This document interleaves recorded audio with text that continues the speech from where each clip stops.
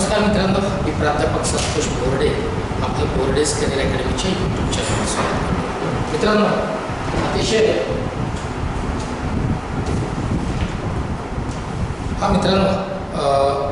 खूप ऐतिहासिक असा निर्णय, महत्त्वाचा निर्णय हा महाराष्ट्र शासनाने म्हणजे महाराष्ट्रातल्या राज्य सरकारने घेतलेला आहे.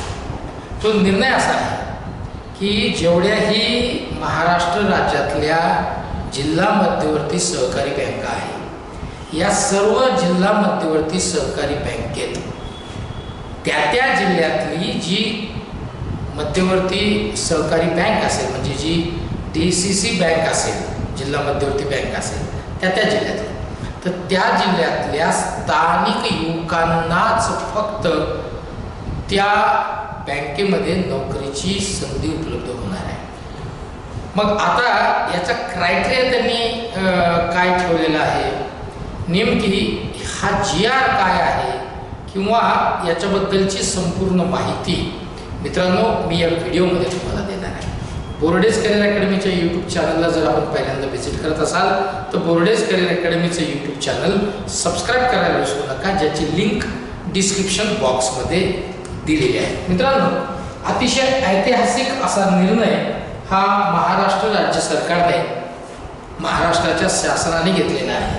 आणि तो निर्णय असा आहे की जिल्हा बँकांमध्ये 70% तब्बल 70%, याला थोडंसं याला तुम्हाला दिसेल या पद्धतीनं मी त्याला थोडंसं मोठं करतो की जिल्हा या बातमीला की जिल्हा बँकांमध्ये याचा GR सुद्धा मित्रांनो अवेलेबल आहे की जिल्हा बँकांमध्ये 70% तब्बल 70% ही स्थानिकांची भरती होणार आहे. म्हणजे स्थानिक युवक जे आहेत हे 70% 70% त्यांचीच भरती होणार आहे. पण नेमकी हे कशा पद्धतीचं, म्हणजे याची माहिती मी तुम्हाला देतो, ती समजून घ्या. मित्रांनो, राज्यातील जिल्हा मध्यवर्ती सहकारी बँकांच्या भरती प्रक्रियेमध्ये आता तुम्हाला सगळ्यांना माहीत आहे की प्रत्येक जिल्ह्याच्या जिल्हा सहकारी बँकेमध्ये ही त्याची जी जाहिरात आहे वेगवेगळ्या पदांसाठीची ही प्रसिद्ध होत असते. आणि त्याच्यामध्ये मग सगळ्या जिल्ह्यातले जे उमेदवार असतात किंवा जे इंटरेस्टेड कॅन्डिडेट असतात ते अप्लाय करत असतात, है ना. आणि त्या अनुषंगानं बऱ्याच, मला असं वाटतं कालावधीपासनं अशी एक मागणी होत होती की त्या बँकांच्या त्या जिल्ह्यातली जी बँक असेल, सहकारी बँक, मध्यवर्ती सहकारी बँक, जिल्हा मध्यवर्ती सहकारी बँक, त्या जिल्ह्यातल्या युवकांना संधी द्यायला पाहिजे. आणि त्याच अनुषंगानं हा ऐतिहासिक, मी तुम्हाला सांगतो मित्रांनो, खरंच हा ऐतिहासिक निर्णय झालेला आहे. आणि याच्यामध्ये महाराष्ट्र सरकारने म्हणजेच राज्य सरकारने सध्या ज्या 31 जिल्हा मध्यवर्ती सहकारी बँका कार्यरत आहेत या संबंधित जिल्ह्यातील मूळ रहिवासी उमेदवारांसाठी 70% जागा या राखीव ठेवण्याचे निर्देश सरकारने म्हणजे शासनाने त्या बँकांना दिलेले आहेत. आता उर्वरित जे 30% जागा आहेत हे मात्र जिल्ह्याच्या बाहेरील उमेदवारांसाठी राखीव आहेत. 70% त्या जिल्ह्यातल्या उमेदवारांसाठी आणि 30% ज्या जागा आहेत त्या बाहेरच्या उमेदवारांसाठी या राखीव ठेवलेल्या आहेत. आता मित्रांनो, याच्यामध्ये जिल्हा मध्यवर्ती सहकारी बँकांचे कार्यक्षेत्र जे असतं हे संबंधित जिल्ह्यापुरतंच असतं. सोबत त्यांचे सभासद, ग्राहक, शेतकरी व ठेवीदार देखील बहुतांश त्या जिल्ह्यातलेच मित्रांनो असतात, है ना.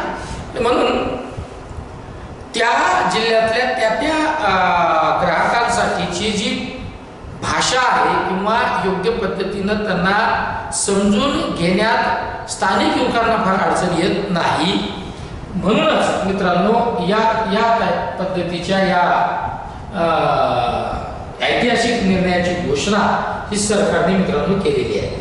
यामुळे काय होईल की मित्रांनो, स्थानिक युवकांच्या रोजगाराचा जो प्रश्न आहे तो बऱ्यापैकी मित्रांनो इकडे जे आहे ते स्थानिक युवकांना रोजगार उपलब्ध होतील. सोबत बँकांची सेवा गुणवत्ता वाढवण्याचा प्रयत्न या निर्णयामागे सुद्धा मित्रांनो याच्यामध्ये दिसतोय की स्थानिक युवकांना तर रोजगार उपलब्ध होईल, त्याच्यानंतर बँकांची जी गुणवत्ता आहे ती वाढण्यासाठी मित्रांनो मदत होणार आहे. आता ही जाहीर केलेली भरती प्रक्रिया नेमकी कशी आहे ही आपण इथं समजून घेतली पाहिजे. तर मित्रांनो, सरकारने ही जी जिल्हा मध्यवर्ती सहकारी बँक आहे याच्यामध्ये 70% मी आता सांगितल्याप्रमाणे स्थानिक उमेदवारांना जो आहे ते संधी देण्याचं ठरवलेलं आहे. त्याच्यात उर्वरित जे 30% जागा आहे ते जिल्ह्याबाहेरील उमेदवारांना खुल्या राहतील. म्हणजे बाहेरच्या जिल्ह्यातले सुद्धा उमेदवार जे आहेत ते काय करतील याच्यामध्ये त्याला अप्लाय करू शकतात. पण त्या जागा फक्त 30% आहे, एकूण जागांच्या 30% आहे, कारण 70% तर या स्थानिक ज्या जिल्ह्यातील उमेदवारांसाठीच आहे. आता मित्रांनो याच्यामध्ये एक महत्वाचा अजून एक निर्णय याला आपण म्हणूया किंवा डिसिजन आहे ते असं आहे की जर बाहेरील उमेदवार पुरेशा संख्येनं उपलब्ध झाले नाहीत, समजून घ्या की जर समजा बाहेरील उमेदवार जे आहेत हे त्या प्रमाणात जर का मिळाले नाहीत, उपलब्ध झाले नाहीत, तर त्या जागा ज्या आहेत त्या स्थानिक उमेदवारांमधूनच भरता येतील. जर 30% जागा आहेत बाहेरच्या उमेदवारांसाठी आणि असं समजून घ्या की बाहेरचे उमेदवारच मिळाले नाही, तर मग मात्र ज्या जागा शिल्लक राहतील ते त्या स्थानिक उमेदवारांमधूनच त्या जिल्ह्यामधूनच त्या भरता येतील. हा शासनाचा निर्णय त्या बँकांना सुद्धा लागू आहे ज्यांनी भरती जाहिराती शासन निर्णयाच्या तारखेपूर्वी प्रसिद्ध केलेल्या आहेत. हे अतिशय महत्वाचा इथे हा विषय आहे, डिसिजन आहे की हा जो निर्णय आहे 70% स्थानिक युवकांना किंवा स्थानिक उमेदवारांनाच संधी उपलब्ध करून दिली पाहिजे त्या जिल्हा मध्यवर्ती सहकारी बँकेमध्ये. तर हा त्या बँकांना सुद्धा लागू असणार आहे की ज्यांनी ऑलरेडी, आता हा तर निर्णय आत्ता आलाय है ना, काल आलाय किंवा आज 1-2 दिवसापूर्वी आलाय, तर या निर्णय येण्याच्या आधीच ज्यांनी जाहिराती प्रसिद्ध केलेल्या आहेत त्यांना सुद्धा मित्रांनो हा जो आहे ना हा जो निर्णय आहे तो लागू होणार आहे. आता याच्यामध्ये मित्रांनो त्या जिल्ह्यातल्या उमेदवारांना जे रहिवासी प्रमाणपत्र आहे हे कंपल्सरी मित्रांनो असणार आहे. आता स्थानिक उमेदवारांना रोजगार द्यायचे किंवा संधी द्यायची म्हटल्यानंतर त्याचं जे रहिवासी प्रमाणपत्र आहे त्या जिल्ह्यातलं हे त्याला मित्रांनो इथे मॅन्डेटरी असणार आहे. स्थानिक म्हणून जर का मला संधी द्यावी असं जर का त्याचं म्हणणं असेल तर मी आता सांगितल्याप्रमाणे की या प्रमाणाची जी मागणी होती ना ही बऱ्याच कालावधीपासूनही होत होती की स्थानिक उमेदवारांना तिथं संधी द्यायला पाहिजे. आणि एक महत्त्वाचं कारण याच्या मागचं असंही असू शकतं नव्हे किंबहुना ते आहे की स्थानिक जो उमेदवार आहे तो जर का त्या बँकांमध्ये जर का त्याला संधी उपलब्ध झाली तर नोकरी सोडण्याचं जे प्रमाण जे बऱ्यापैकी दिसत होतं ते आता दिसणार नाही. म्हणजे थोडक्यात काय की जर समजून घ्या मी XYZ जिल्ह्याचा आहे आणि मी PQR या जिल्ह्यासाठी अप्लाय केले, मी आहे X जिल्ह्याचा आणि मी अप्लाय करतोय P जिल्ह्यासाठी सॉरी, आणि माझं तिथं सिलेक्शन पण झालं. आता बऱ्याच वेळेस मी तिथल्या सगळ्या कंडिशन्सला मी एकरूप होत नाही किंवा मी ते मॅच करत नाही. मग त्याने काय होतं की तो जो जॉब आहे ती जी नोकरी आहे ती स्किप करून टाकतो है ना. तर ही जी गळती आहे ना ही गळती या निर्णयामुळे थांबण्याला मदत होणार आहे आणि टिकून राहण्याचं प्रमाण हे वाढणार आहे. मित्रांनो अशा पद्धतीचा हा निर्णय आहे, महत्त्वाचा निर्णय आहे, खूपच ऐतिहासिक निर्णय आहे. आता महाराष्ट्र शासनाने राज्याने त्यांचं काम केलेलं आहे.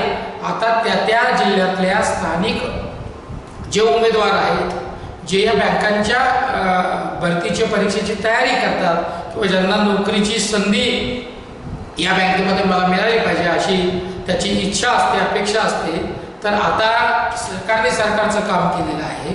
तुम्ही तुमचं काम करा, चांगली तयारी करा आणि मित्रांनो या ऐतिहासिक निर्णयाचं संधी तुम्हाला जी उपलब्ध करून दिलेली आहे शासनाने याचं सोनं करायला मात्र विसरू नका. चला इथेच थांबतो. जय हिंद, जय महाराष्ट्र.